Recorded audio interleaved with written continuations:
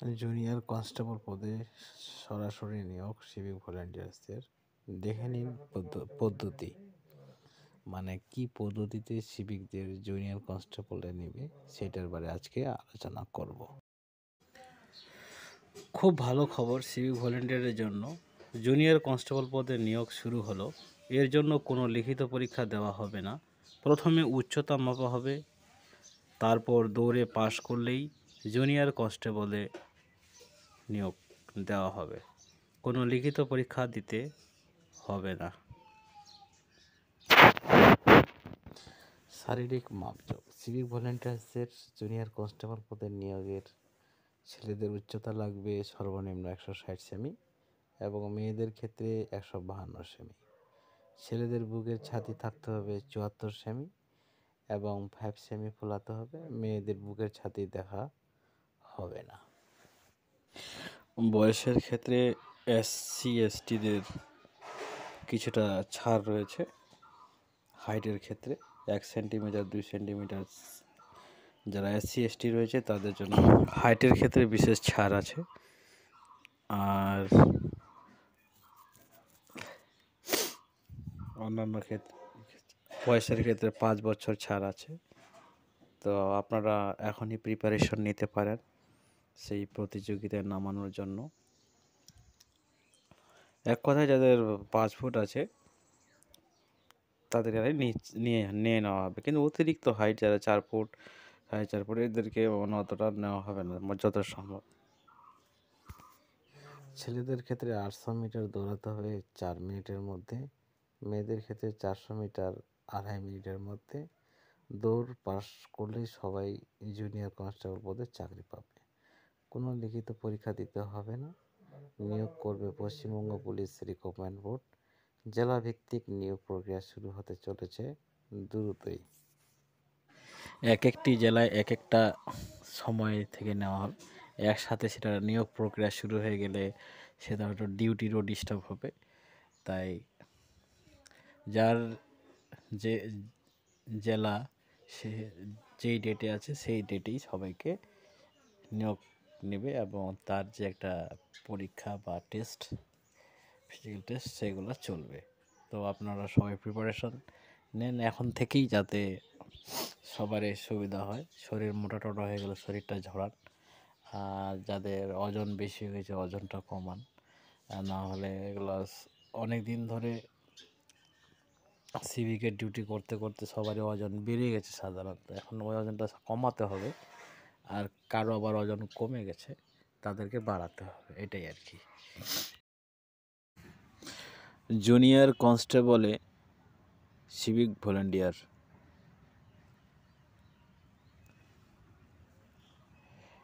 লোকসভা ভোটের ডিউটি করার জন্য রাজ্য সরকার তৎপরতা শুরু করে দিয়েছে, যে সিভিক ভলেন্টিয়ার্সদের প্রশিক্ষণ দিয়ে জুনিয়র কনস্টেবলে রূপান্তরিত করে সেই লোকসভা ভোটের ডিউটিতে কাজে লাগাবে। তারপর আস্তে আস্তে ট্রেনিং প্রশিক্ষণ প্রাপ্ত করে তাতে রেডি করবে। যদিও সিভিক ভলেন্টিয়ার্সরা 10 বছর চাকরির অভিজ্ঞতা হয়ে গেছে, আলাদা করে ট্রেনিং দেওয়ার বা ট্রেনিং নেওয়ার তাদের কোনো অতটা প্রয়োজন মনে হচ্ছে না। তবু শেখার শেষ নাই। তো যাই হোক বন্ধুরা, নিউজ পেপারে যে খবর ছড়িয়েছে সে 22 ফেব্রুয়ারি সেটা বর্তমানে প্রকাশিত হয়েছে এবং 23 ফেব্রুয়ারিতে সেটার মিটিং হয়ে গেছে অলরেডি, ঠিক আছে।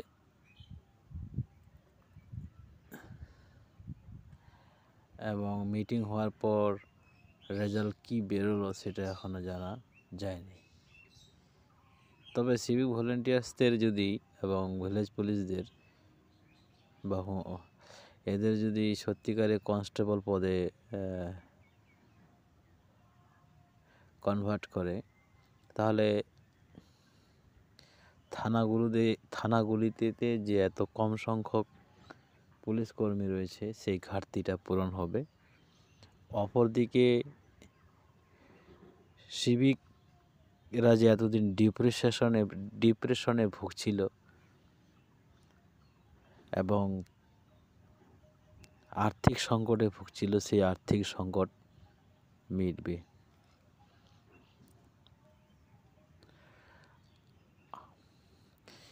এই খবরের নিউজ শুনে অধিকাংশ মানুষই বাহবা জানাচ্ছে রাজ্য সরকারকে। না, এই কাজটা করলে একটা কাজের মতো কাজ করবে রাজ্য সরকার। অনেক বেকারত্ব দূর হবে। এতদিন সিভিক ভলেন্টিয়ার্সরা সিভিকে চাকরি করেও নিজেকে স্বাবলম্বী বা প্রতিষ্ঠিত বলতে পারেনি মুখ ফুটে। এই কারণেই যে তাদের যে রেমুনারেশন বা পারিশ্রমিক সেটা খুবই কম বা সীমিত ছিল, যেটা চলতে ফিরতে পকেটে হাত ঢুকাতে এবং বার করতে শেষ হয়ে যেত। কিছু কিছু সিভিক ব্যতিক্রম আছে, সেটা বলছি না। যেরকম কিছু কিছু সিভিকের ব্যতিক্রম থাকবেই, সেটা মেনে নিতে হবে, কিন্তু সবাই যে এরকম সেটা না। ব্যাপারটা হচ্ছে কি, দরকার এখন যে নতুন যারা নিয়োগ হচ্ছে, সিভিকদের কাছ থেকে অনেক কিছু শিখতে হয়। ট্রেনিং করার পরও ঠিকঠাক তারা পাচ্ছে না, যে কারণে অনেক কিছু প্র্যাকটিক্যাল হচ্ছে সবচেয়ে বেশি। প্র্যাকটিক্যাল হচ্ছেই মূল। আপনি যতই ট্রেনিং করেন না কেন, কিন্তু আপনাকে প্র্যাকটিক্যালে করতে হবে। আর প্র্যাকটিক্যালে করা অভিজ্ঞতা হচ্ছে সেই সিভিক ভলেন্টিয়ার্সদের। সেই কারণে যদি সিভিক ভলেন্টিয়ার্সদের জুনিয়র কনস্টেবলে কনভার্ট করে, তাহলে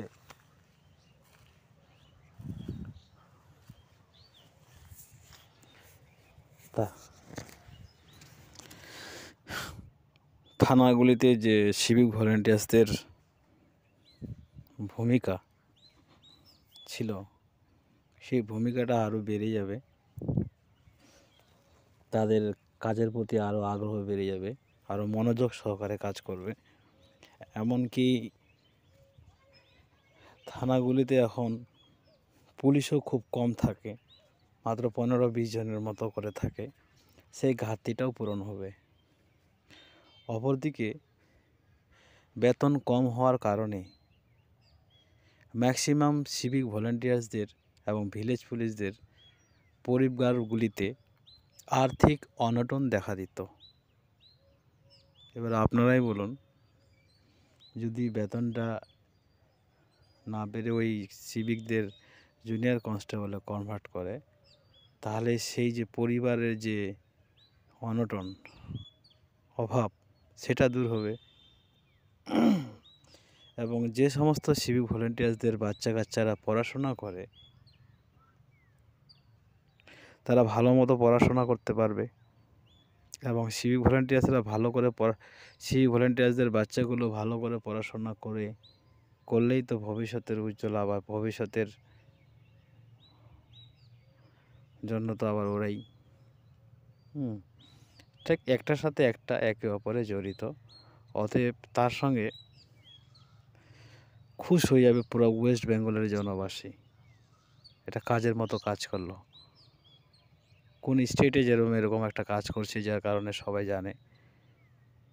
বিহার হলো না কোথায় যেন, সবাইকে পার্মানেন্ট। ঠিক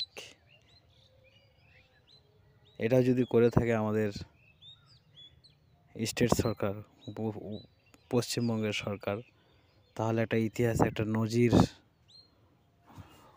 অনেক সিভিক হয়ে থাকবে।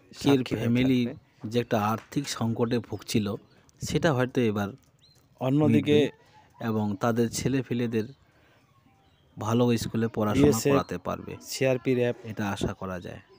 বিনা পরীক্ষা ছাড়াই সেই বর্তমান পেপারে দেখার পর জন্য সবাই মনে ধরেই ফেলেছে এবং যে এটা লোকসভা ভোটের একটা টোপ। এবার যে সিআরপি র্যাব এরকম টোপ, বঞ্চি দিয়ে যখন কেউ মাছ মারতে যায়, সেই মাছটাকে কাছে আনানোর জন্য সে টোপ দেয়। ইয়ং ছেলে মেয়ে, যখন সেই টোপটা গিলে ফেলে নিবে তখন সেই বড়শিতে মাছ সেন্ট্রাল লাগিয়ে যায়। কোনো রকম পরীক্ষা ছাড়াই, শুধু শারীরিক মাপজোক এবং ফিজিক্যাল টেস্টের মাধ্যমেই তাদের নিয়ে নেওয়া হবে। মানে সেন্ট্রাল এবং রাজ্য ফোকাসিং কিন্তু দুটোই এখন চমৎকার, কিন্তু জানি না আদৌ বাস্তবায়ন কোনটা আগে করবে, সেন্ট্রাল নাকি স্টেট। বাস্তবায়ন যেটা আগে করবে সেটাই মানুষের মন জয় করে বসে থাকবে, এবং সেই লোকসভা ভোটে উইনিং হওয়ার চান্স বেশি। দেখুন, একটা এমপ্লয়ের পিছনে অনেকজনের আশা থাকে, একটা এমপ্লয়ের অনেকজন রিলেটিভ থাকে, নিজের ফ্যামিলি থেকে শুরু করে বংশ থেকে আত্মীয় স্বজন, পরিবার স্বজন। যদি একটা এমপ্লয়ের পদের উন্নতি হয়, তাহলে সেই উন্নতির জন্য হয়তো তার গোটা 14 গোষ্ঠীও থ্যাঙ্কস জানাবে, ব্যতিক্রম কয়েকটা ছাড়া। শুধু একজনের পদের উন্নতি করলে যে একজনেরই মন জয় করতে পারবে সেটা না, তার পিছনে তার যত আত্মীয় গোষ্ঠী রিলেটিভ আছে সবারই মন জয় করে বসে থাকবে সেই সরকার। আমার মনে হয় এটা বাস্তবায়ন হবে, কিন্তু কে করবে আগে, স্টেট না সেন্ট্রাল, এটাই দেখার জন্য আমরা এখন থাকব এই চ্যানেলের দিকে তাকায়। এবং যারা আপনারা নতুন রয়েছেন, চ্যানেলটা কথাগুলো শুনছেন, অবশ্যই চ্যানেলটা সাবস্ক্রাইব করে দিবেন। সাবস্ক্রাইব করে দিয়ে পারলে একটা শেয়ার মারিয়ে দিবেন। তবে যেহেতু শুরু হয়ে গেছে আলোচনা, তো অবশ্যই কিছু না কিছু একটা হবে। আর দরকার প্রত্যেকটা সিভিকের এখন 2টা 3টা 4টা বাচ্চা, না হলে একটা তো আছেই কম্পালসারি ধরা। কি করে চলবে সংসার? এটা দরকার।